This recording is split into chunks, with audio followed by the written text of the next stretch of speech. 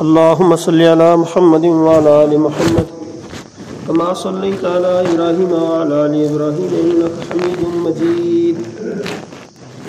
اللهم بارك على محمد وعلى آل محمد كما باركت على إبراهيم وعلى آل إبراهيم إنك حميد مجيد. الحمد لله رب العالمين والعاقبة للمتقين والصلاة والسلام على رسوله الكريم وعلى آله وأصحابه أجمعين.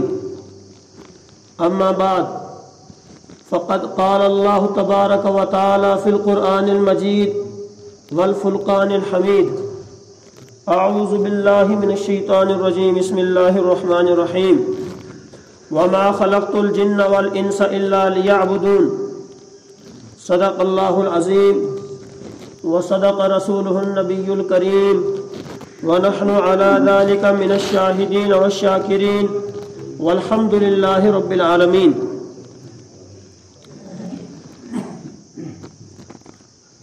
اللہ تبارک و تعالیٰ کا بے حد کرم اور احسان، جس اللہ رب ذوالجلال نے ہمیں اپنے گھروں سے نکالا اور پھر اپنے پاک گھر میں آنے کی توفیق نصیب فرمائی. ابھی آپ حضرات کے سامنے قرآن مقدس کی ایک آیت تلاوت کی ہے، جس میں اللہ تبارک و تعالی ارشاد فرما رہے ہیں: وَمَا خَلَقْتُ الْجِنَّ وَالْإِنسَ إِلَّا لِيَعْبُدُونَ، کہ میں نے انسانوں اور جنوں کو صرف اپنی عبادت کے لیے پیدا کیا ہے. تو اللہ تبارک و تعالی نے جب اپنی عبادت کے لیے انسان کو پیدا کیا ہے تو پھر اس پر ضروری ہے کہ اللہ کی یاد کرے، اللہ کی عبادت کرے، اس کی یاد سے غافل نہ ہو، اس کی عبادت سے غافل نہ ہو. اللہ پاک نے انسان کو دنیا میں بھیجا، اس کا ایک مقصد تھا، اس کا دنیا میں آنے کا ایک مقصد ہے، وہ بے مقصد نہیں آیا ہے. اب مقصد کیا ہے کہ اللہ تبارک و تعالیٰ نے کہا کہ اے انسان تو دنیا میں جا اور جا کے میری عبادت کر، دنیا میں آخرت کی کھیتی بو اور پھر اس کا پھل لے، پھر اس کی مزدوری لے، پھر اس کی اجرت لے. انسان نہ اپنی مرضی سے آیا ہے اور نہ اپنی مرضی سے جائے گا. یہ تو کلی طور پر یہ بات صحیح ہے، اس میں کوئی شک نہیں. کس بات میں کوئی شک نہیں؟ اس بات میں کوئی شک نہیں کہ انسان نہ تو اپنی مرضی سے آیا اور نہ مرضی سے جائے گا، بلکہ کسی کی مرضی سے آئے گا اور اسی کی مرضی سے جائے گا. تو پھر جب نہ کسی کی مرضی سے آنا اور نہ کسی کی مرضی سے جانا، تو بیچ کا وقفہ چے مانا دارت، اس کا کیا مطلب ہے؟ پھر مطلب اس کا یہی ہے کہ یہ بیچ کا وقفہ جو ہے، جب آنا بھی اسی کی اجازت سے اور جانا بھی اسی کی اجازت سے، اور پھر جو بیچ کا وقفہ ہے وہ اس کی یاد ہے. یہ دنیا فانی ہے، اس دنیا میں کسی کو نہیں رہنا ہے. یہ دنیا انسان کا عارضی ٹھکانہ ہے. یہ تو ایک امتحان گاہ ہے. اسی لیے اللہ تبارک و تعالیٰ نے بندے سے کہا کہ اے بندے جا دنیا میں، دنیا تیرے لیے امتحان گاہ بنی ہوئی ہے، جا وہاں امتحان کے جو کوشچن ہے، وہاں جو سوالات ہیں اس کو حل کر. اور سوال حل کرنے کا مطلب یہ نہیں کہ سوال کچھ اور ہو. سوال حل کرنے کا مطلب یہ ہے کہ جس طریقے سے تجھے میں نے کہا اسی طریقے سے زندگی گزار، اور ساتھ ساتھ تیری مارکنگ بھی ہوتی جائے گی، سوالات تیرے چیک ہوتے جائیں گے. تو 100 میں سے 100 نمبر لے کے آنا.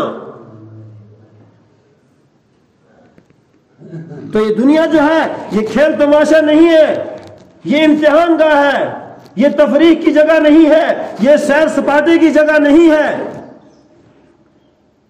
ہم نے اس دنیا کو کھیل کی جگہ سمجھ لیا ہے، تفریح کی جگہ سمجھ لی ہے. یہ انسان مقصد کو سمجھا ہی نہیں، یہ انسان اس زندگی کو سمجھا ہی نہیں.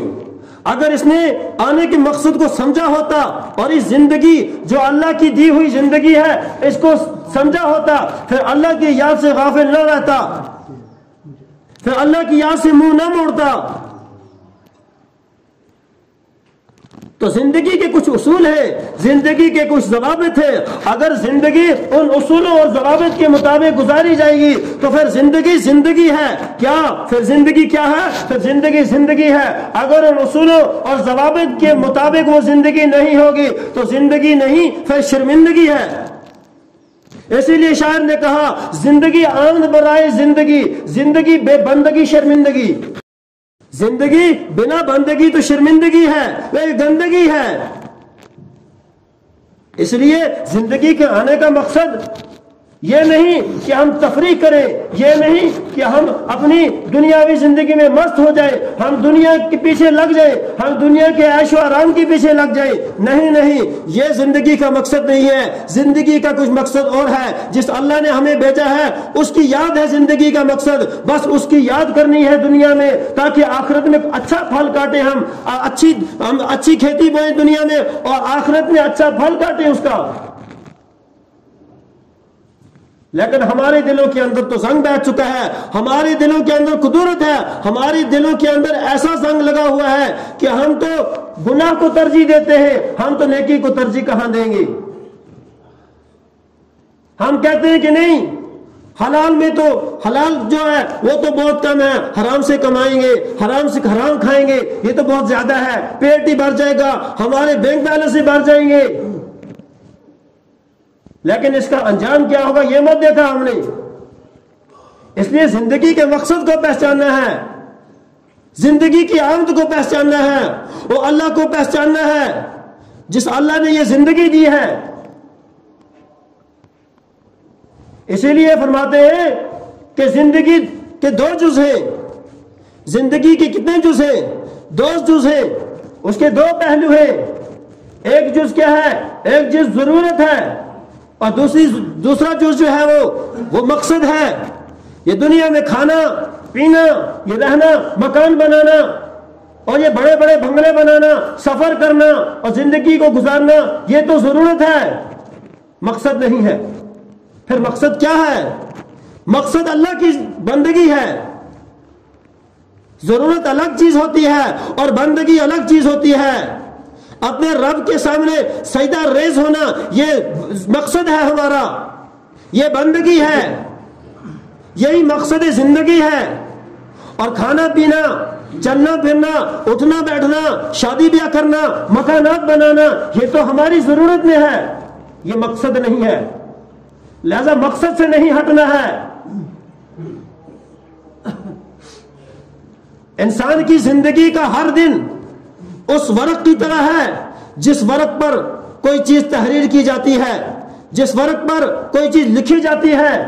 دنیا میں اچھے اعمال کریں گے تو اچھائی لکھی جائے گی، برائی نہیں لکھی جائے گی۔ اگر برے عمل کریں گے تو برائی لکھی جائے گی، اور لکھنے والے بھی بیٹھے ہوئے ہیں۔ ہم اس بات سے غافل ہیں کہ ہمیں کوئی نہیں دیکھ رہا ہے، نہیں، اللہ دیکھ رہا ہے ہمیں۔ تو لہذا زندگی کا ہر دن اس سفید ورق کی طرح ہے جس پر کوئی تحریر محرر کی جاتی ہے۔ ایک بزرگ نے کہا یہ کہ انسان کی زندگی میں جو دن آتے ہیں، ایک دن تو وہ ہوتا ہے جو گزر گیا تو اس کو یوں سمجھا جائے کہ وہ ماضی کا حصہ بن گیا، وہ گیا، اس نے کیا کیا، کیا پایا اور کیا کھویا، وہ ماضی کا حصہ بن گیا۔ ایک وہ دن جو آنے والا ہے جسے مستقبل سے تعبیر کیا ہے، اب اس دن انسان کو پتہ نہیں اس کے ساتھ کیا ہوگا، وہ کیا کرے گا۔ اس لیے ماضی کے دن پر کبھی دھیان نہ رکھے اور آنے والے دن پر کمی امید بھی نہ رکھے۔ بس اس کے پاس پھر کیا ہے؟ نہ جانے کا دن نہ آنے کا دن، پھر اس کے پاس یہی دن ہے۔ جس دن وہ زندہ ہے وہی دن اس کے لیے بہتر ہے، وہ چاہے اسی دن اپنے اللہ کو راضی کر لے، وہ چاہے اسی دن اپنے رب کو راضی کر لے۔ اس کے پاس یہ زندگی ہے، اس کے پاس یہ دن ہے، اس کے پاس یہ وقت ہے، اس کے پاس یہ ٹائم ہے، اس ٹائم میں اللہ کو راضی کر لے۔ اور یہ وقت نکل گیا پھر لوٹ کے نہیں آئے گا، تیر کمان سے نکل جاتا ہے پھر واپس نہیں لوٹتا۔ بس یہ زمانے کو، یہ زمانے کے حوادثات کو، اس وقت کو بس یوں سمجھو یہ ایک تیر کی مانند ہے، بس یہ اب نکل گئی پھر لوٹ کے نہیں آئیں گے۔ اس لیے اس کو یوٹیلائز کیا جائے، اس کو اہم کاموں میں لگایا جائے، اسے یوز نہ کیا جائے۔ ہم اس وقت جو ہے اپنے کھیل تماشے میں، سیر و تفریح میں لگا دیتے ہیں۔ نہیں، کھیل تماشا بھی اپنی جگہ، سیر و تفریح بھی اپنی جگہ، لیکن کجا اللہ کی یاد، کجا سیر و تفریح۔ اگر آج ہم نے اس زندگی کو مقصد زندگی نہ سمجھا، اگر آج ہم نے اس زندگی کو مقصد زندگی نہ سمجھا، پھر تا حشر، تا قیامت ہمیں شرمندگی اٹھانی پڑے گی۔ حضرات، یہ قرآن کریم جو آیا یہ بندوں کے لیے راہ ہدایت بن کے آیا۔ اللہ پاک نے یہ کتاب نازل فرمائی اپنے پیارے محبوب جناب محمد رسول اللہ صلی اللہ علیہ وسلم پر، اور یہ قرآن ہمارے پاس آیا تاکہ ہم اس قرآن کے ذریعے اپنی زندگی کو بدلیں، تاکہ ہم اس قرآن کے ذریعے اپنی زندگی کو آگے لے جائیں۔ آج تک تو ہم نے اپنی زندگی میں کچھ نہ کیا، اب ہمارے پاس قرآن ہے، اب ہمارے پاس راہ ہدایت ہے، اس کو پڑھ کے اپنی زندگیوں کو بنائیں۔ اسی لیے قرآن تو آیا، یا پھر اس کے لیے قرآن آیا کہ قرآن کو تاک میں سجایا جائے، قرآن کو الماریوں میں سجایا جائے؟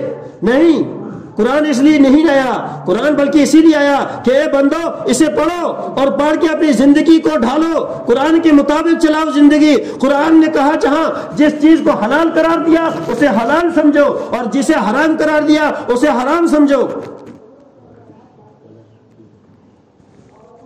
اگر ہم نے قرآن کے بتائے ہوئے طریقے پر اپنی زندگی کو چلایا تو پھر آنے والے وقت میں، آنے والے زمانے میں، آنے والے زمانے کی جو خزانوں کی چابیاں ہوں گی وہ بھی مسلمانوں کے ہاتھ میں ہوگی۔ لیکن اگر آج ہم نے قرآن کو چھوڑ دیا، قرآن کے بتائے ہوئے طریقے کو چھوڑ دیا، پھر ہم تا قیامت ذلیل اور رسوا ہوتے رہیں گے۔ پھر اللہ پاک نے خود فرمایا جو شخص قرآن پر عمل کرتا ہے اور قرآن کے بتائے ہوئے طریقے پر اپنی زندگی کو چلاتا ہے، پھر فرمایا کم من فئۃ قلیلہ غلبت فئۃ کثیرہ، کہ چھوٹی سی جماعت بڑی جماعت پر کیوں غالب آئی؟ کیا وہ کس کی اجازت سے؟ کہا باذن اللہ، اللہ کی اجازت سے۔ واللہ مع الصابرین، اللہ تو صبر کرنے والوں کے ساتھ ہے۔ یہ چھوٹی جماعت بڑی جماعتوں پر کیسے غالب آتی ہیں؟ یا اللہ کی اجازت سے آتی ہیں۔ جب اس چھوٹی جماعت نے اپنی زندگی کو مقصد سمجھا، اپنی زندگی کو بندگی میں ڈالا، اپنی بندگی کو کہا کہ یہ سب اللہ کے لیے ہے، اور فرمایا کہ بال سے لے کر پاؤں کے ناخن تک یہ سب اللہ تیرے حوالے ہے، اس میں میرا کچھ بھی نہیں ہے، سب کچھ اللہ کے حوالے کر دیا، تو پھر بندے کے پاس رہا کیا؟ کل قیامت کے اللہ پاک فرمائیں گے کہ اے بندے تو ہی تھا جس نے سر کے بالوں سے لے کر پاؤں کے ناخن تک اپنے آپ کو میرے حوالے کر دیا تھا، جا آج تو بنا حساب جنت میں چلا جا۔ تو زندگی کا ایک مقصد ہے۔ ایک مثال سمجھاتا ہوں۔ جب کوئی مریض کسی ڈاکٹر کے پاس جاتا ہے، ڈاکٹر کو کہتا ہے کہ ڈاکٹر صاحب مجھے فیور ہے، مجھے بخار ہے، اور پھر ڈاکٹر اسے اپنی ڈاکٹری ڈگری کے اعتبار سے وہ ایک نسخہ لکھتا ہے، نسخے کے اندر دوائی لکھتا ہے۔ اب اگر وہ مریض جو ہے وہ اس نسخے کو لے کے آئے اور آنے کے بعد وہ نسخہ بند کر کے اپنے جیب میں رکھ دے، ایک ہفتہ گزر جائے، گزرنے کے بعد پھر وہ ہاسپٹل میں جائے، کہے کہ ڈاکٹر صاحب آپ نے جو نسخہ دیا تھا تو اس سے تو شفا نہیں ہوئی۔ اب ڈاکٹر صاحب نے اس مریض سے پوچھا کہ ذرا بتاؤ کہ اس کو کیسے استعمال کیا؟ کہا کیا مطلب کیسے استعمال کیا؟ کہا جو میں نے آپ کو نسخہ دیا تھا وہ کیسے استعمال کیا؟ کہا وہ میں نے اپنے جیب میں رکھا رہا، ایک ہفتہ ہو گیا مجھے بخار کم نہیں ہوا۔ تو ڈاکٹر صاحب کیا فرمائیں گے؟ ڈاکٹر صاحب فرمائیں گے حضرت اس طرح صحیح نہیں ہوں گے، آپ کا بخار ٹھیک نہیں ہوگا، بلکہ اس نسخے کے اندر جو چیز لکھی ہوئی ہے اس کو لانا ہے اور اپنی زندگی میں استعمال کرنا ہے نا. وہ دوائی لانی ہے، اس کو استعمال کرنا ہے، تب جا کے آپ ٹھیک ہوں گے. اگر اسی طرح آپ نسخہ جیب میں رکھے رہو گے، پوری عمر رکھے رہو گے، تو آپ نہیں ٹھیک ہوں گے، آپ کا بخار نہیں اترے گا. بلکہ نسخے کے اندر جو لکھا ہوا ہے وہ آپ کو اپنی زندگی میں لانا ہے، تبھی جا کر آپ ٹھیک ہوں گے. اور اسی طریقے سے یہ نسخہ جو ہے قرآن کریم، اس کو اپنی زندگی میں لانا ہے، تبھی جا کر ہماری زندگی بندگی والی زندگی بنے گی. ورنہ ہماری زندگی کے اندر قدرت آئے گی، ورنہ ہمارے اندر جھوٹ آئے گا، ہمارے اندر چوریاں آئے گی، ہمارے اندر غیبت آئے گی. اسی لیے اللہ پاک نے فرمایا کہ لوگوں قرآن کو مضبوطی سے تھامو. جن لوگوں نے قرآن کو چھوڑ دیا، قرآن کے بتائے ہوئے طریقے کو چھوڑ دیا، قرآن نے جو عمل بتایا اس کو اپنی زندگی میں نہیں لایا، تو پھر کیا ہوا؟ پھر وہ غرق ہو گئے، تہس نہس ہو گئے. تو زندگی کے مقصد کو پہچاننا ہے. اسی لیے اللہ نے فرمایا وَمَا خَلَقْتُ الْجِنَّ وَالْإِنسَ إِلَّا لِيَعْبُدُونَ کہ اے حضرت انسان، تجھے پیدا ہی اسی لیے کیا گیا ہے، تیرا مقصد ہی یہی ہے تاکہ تو میری عبادت کرے، میری عبادت سے غافل نہ ہونا. اگر تو میری عبادت سے غافل ہو جائے گا پھر تیرے اوپر مصیبتیں آئیں گی، پھر تیرے اوپر ظلم ہوگا، پھر تو مجھے پکارے گا کہ یا اللہ مدد دے. اس لیے قرآن کو اپنی زندگی میں لانا ہے اور مقصد کو پہچاننا ہے. ضرورت ہے لیکن مقصد ہوتا ہے. کوئی چیز ضرورت کی ہوتی ہے اور کوئی چیز مقصد کی ہوتی ہے. ضرورت تو چند لمحوں کے لیے ہوتی ہے، ضرورت تو تھوڑے سے وقت کے لیے ہوتی ہے، مقصد تب تک ہوتا ہے جب تک آدمی زندہ ہے. لیکن جب اس دنیا سے چلا گیا انسان، پھر اس مقصد کا پھل آئے گا. اگر دنیا میں اچھے عمل کیے، اگر دنیا میں نیک عمل کیے، تو اس کا پھل جو ہوگا وہ بھی نیکی کی صورت میں آئے گا. اور جس نے دنیا میں برے عمل کیے، جس نے دنیا میں صرف جھوٹ بولا، دنیا میں شراب پی، تو اس کے عمل جو ہوں گے بری صورت میں اس کے سامنے آئیں گے. یہ جو کا جو دانہ ہوتا ہے نا، یہ جو کا دانہ جب مالک اسے زمین میں ڈالتا ہے تو زمین اسے اپنے پیٹ کے اندر لے لیتی ہے، تو زمین پیٹ کے اندر لے لیتی ہے، پھر بادل برستا ہے. جب پیٹ کے اندر جاتا ہے وہ گیہوں کا دانہ، تو پھر زمین اس کو سب چیزیں مہیا کر کے دیتی ہے، اس کی غذا دیتی ہے جس سے اسے پروان چڑھے. اور پھر بادل برستے ہیں، اس کے ذریعے سے پانی پہنچتا ہے، اور پھر سورج آتا ہے، وہ اسے گرمی دیتا ہے، پھر ہوائیں چلتی ہیں، تب جا کے یہ گیہوں کا دانہ جو ہے یہ انسان کے پیٹ کے اندر آتا ہے، انسان کے منہ میں آتا ہے. اور پھر یہ انسان کہتا ہے کہ نہیں میں ہی ہوں سب کچھ. انسان کہتا ہے میں. اے حضرت انسان، میں کہنے کی ضرورت نہیں ہے، اس پہ غور کر. اور پھر کہ انت ربی، تو ہی میرا رب ہے یا اللہ، جس نے اس دانے کو زمین سے نکال کر میرے پیٹ میں ڈالا. میری کیا حیثیت تھی؟ انسان کی کچھ حیثیت نہیں ہے. انسان جو دنیا میں آیا،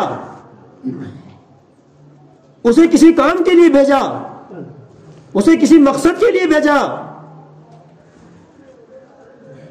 اسے کھیل تماشے کے لیے نہیں بھیجا، اسے سیر تفریح کے لیے نہیں بھیجا.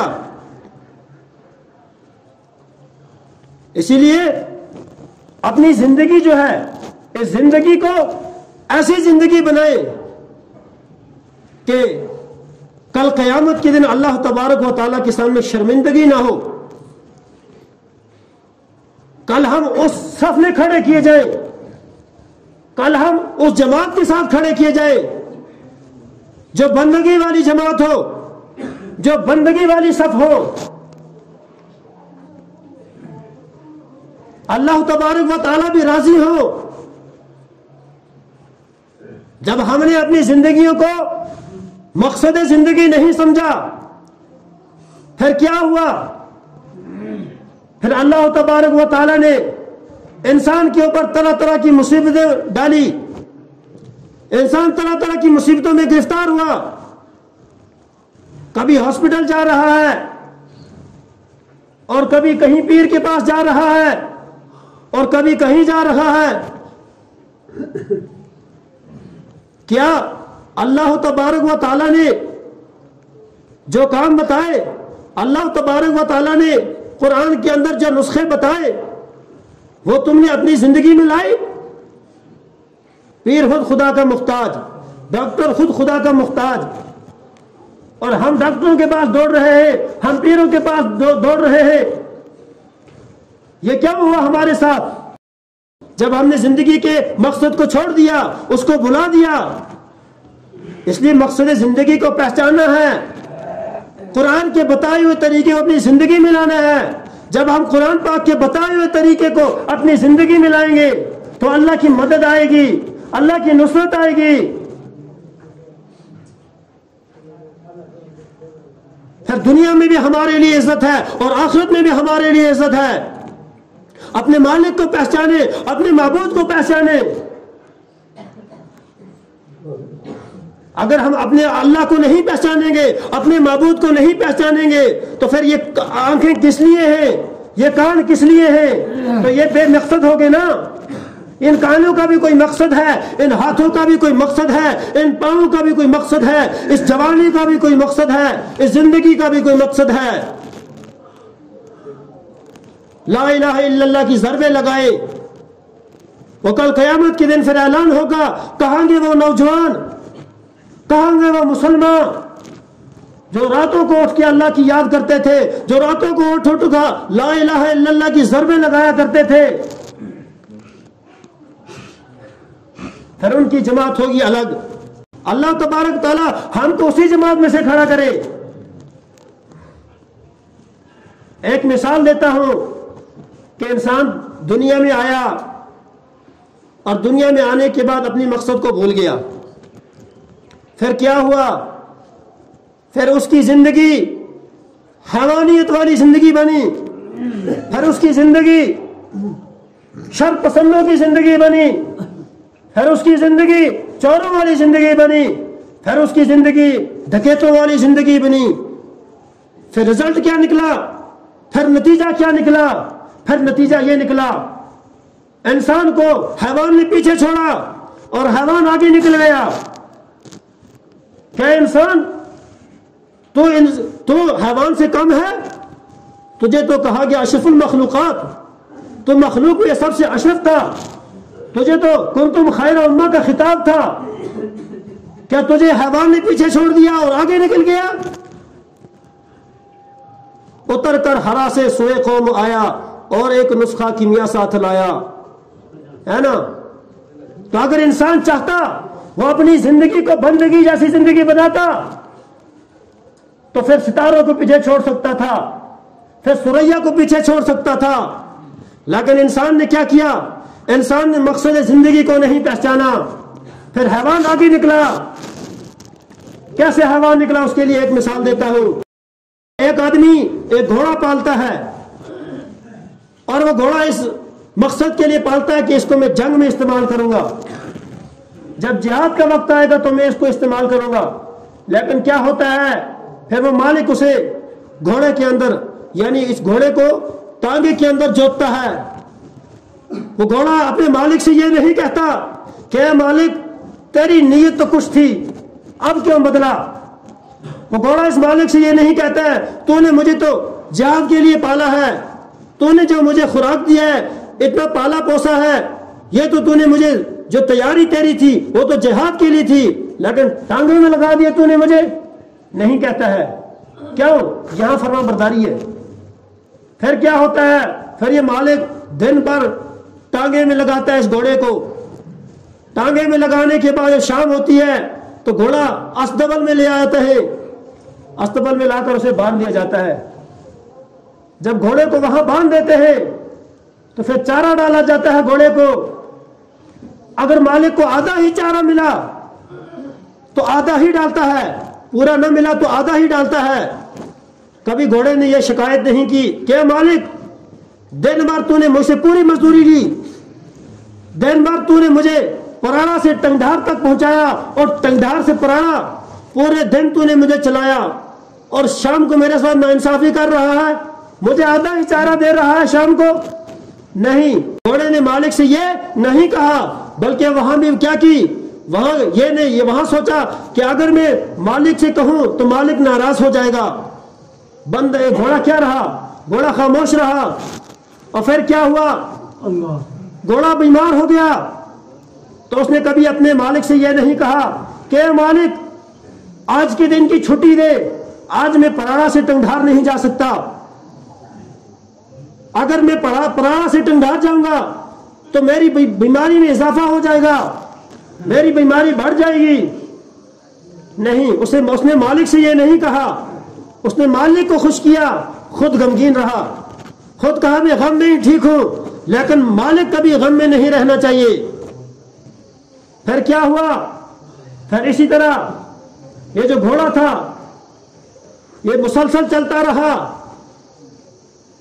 یہاں تک کہ جنگ کا وقت آ گیا، اور جب جنگ کا وقت آیا تو پھر یہ گھوڑے کو تیار کرتا ہے۔ اب مالک اس کے اوپر زین کستا ہے تو گھوڑے کو اشارہ دیتا ہے چلنے کا، تو گھوڑا سمجھ جاتا ہے کہ مالک نے چلنے کا اشارہ کر دیا ہے، اب چلنا ہے، تو گھوڑا چلنے لگتا ہے۔ اب مالک اشارہ کرتا ہے رکنے کا، تو گھوڑا سمجھ جاتا ہے کہ مالک نے رکنے کا اشارہ کر دیا ہے، لیکن اب چلنے کی اجازت نہیں ہے، رک جانا ہے، تو پھر رک جاتا ہے وہاں۔ یہ سب کیوں کرتا ہے؟ یہ مالک کی فرمان برداری کے لیے کرتا ہے۔ پھر اسی طریقے سے دشمن کی صفیں ہوتی ہیں اور مالک ایڑی لگاتا ہے تو گھوڑا سمجھ جاتا ہے کہ اب صفوں کو چیرنے کا وقت آ چکا ہے، آگے گھوڑے پر تیر بھی لگے، تلوار بھی لگے، نیزے بھی لگے، تو گھوڑا اپنے مالک کو زین پر بٹھا کر صفوں کو چیرتا ہوا نکل جاتا ہے۔ خود تو تکلیف برداشت کرتا ہے لیکن اپنے مالک کو تکلیف نہیں دینے دیتا ہے۔ خود تو تیر لگتا ہے اسے لیکن یہ سوچتا ہے کہ میرے مالک کو کہیں تیر نہ لگے۔ تو اسی طریقے سے انسان تو اس سے حیوان آگے نکل گیا اور تو وہیں رہ گیا جہاں تھا۔ کیا تو نے اپنی زندگی کو نہیں پہچانا؟ کہ تو نے اپنے مالک کو نہیں پہچانا؟ کہ تو نے اپنے معبود کو نہیں پہچانا؟ یہ گھوڑا کتنی بار اپنے مالک کی فرمان برداری کرتا ہے، کبھی آپ نے یہ نہیں سوچا ہوگا، کبھی آپ نے یہ دیکھا نہیں ہوگا، کبھی آپ نے یہ سنا نہیں ہوگا کہ کبھی کسی جانور نے اپنے مالک کی نافرمانی کی۔ آج کل جو ہمارے گھروں میں جانور ہوتے ہیں نا، تو عورتیں جو ہوتی ہیں ہمارے گھروں کی، وہ بھی ایک مخصوص انداز سے ان کو بلاتی ہیں۔ کبھی پہاڑ کی چوٹی پر ہو تو شام کے وقت ایک مخصوص آواز لگتی ہے اور وہ ایک دم گھر کی طرف لوٹتے ہیں کہ مالک نے اب بلاوا کر دیا ہے، مالک نے اب کہہ دیا کہ واپس لوٹ آؤ، اب یہاں سے آگے چڑھنے کا حکم نہیں ہے، اب یہاں سے آگے جانے کا حکم نہیں ہے، لہٰذا اسی پہاڑی سے لوٹنے کا حکم آ چکا ہے۔ اسی طریقے سے انسان تو بھی اپنے مالک کو پہچان، اس مالک نے تجھے کیوں بھیجا؟ اس مالک نے تجھے کسی کام کے لیے بھیجا ہے، اس زندگی کا کچھ مقصد ہے، اس زندگی کے کچھ اصول ہے، اس زندگی کے کچھ ضوابط ہیں۔ اگر ان اصولوں اور ضوابطوں کے تحت یہ زندگی چلے گی تو پھر زندگی رہے گی۔ زندگی آمد برائے بندگی ہے اور زندگی بے بندگی شرمندگی ہے۔ تبھی کہتے ہیں نا، جس دور پہ نازا تھی دنیا اب ہم وہ زمانہ بھول گئے، اوروں کی کہانی یاد رہی ہم اپنا فسانہ بھول گئے۔ ہم نے دوسروں میں عیوب دیکھے، ہم نے دوسروں کو نماز کی ترغیب دی، ہم نے دوسروں کو زکوٰۃ کی ترغیب دی، ہم نے دوسروں کو حج کی ترغیب دی، لیکن خود کیا کیا؟ نہ زکوٰۃ دی، نہ نماز پڑھی، نہ حج کیا، نہ نیک عمل کیے، نہ معاملات میں اترے اور نہ عبادات میں اترے۔ پھر کیا ہوا؟ ہماری زندگیوں سے چین سکون نکلا۔ ہماری زندگی جو ہوگی ایسی ہوگی جیسے جھاڑی کے موسم میں درختوں کے ساتھ پتے نہیں ہوتے ہیں، پتے گر جاتے ہیں تو وہ بالکل کیا ہو جاتا ہے؟ صاف ہو جاتا ہے، شفاف ہو جاتا ہے، اس کی ہر ڈالی نظر آنے لگتی ہے۔ اور اسی طریقے سے جب انسان کے اندر یہ باتیں نہیں رہی، اللہ کی یاد نہیں رہی، اللہ کی یاد سے غافل ہو گیا، پھر کیا ہوا؟ پھر زندگی جو ہوگی پھر نرخ بن کی زندگی، پھر تباہی کے دہانے پر آ گئی، پھر مقصد کو کھو دیا ہم نے، پھر جس مقصد کے لیے بھیجے تھے وہ مقصد ہماری زندگی میں نہ رہا۔ حالانکہ حکم ہوا تھا کہ الا لیعبدون، کہ عبادت کرو۔ اگر اللہ نے کہا ہوتا الا لیلعبون، کھیلنے کے لیے بھیجا تو ہم کھیلتے، لیکن اللہ نے ان کو ان کاموں کے لیے نہیں بھیجا۔ اللہ نے کہا انسان تجھے ہر چیز میں نے دی، اور پھر کس لیے دی یہ چیز؟ تجھے آنکھ دی، تجھے کان دیے، تجھے ہاتھ دیے، تجھے پاؤں دیے، سب چیزیں تجھے دی تاکہ تو میری عبادت کرے۔ پھر بھی اگر تو میری عبادت سے غافل ہو گیا پھر کیا ہوگا؟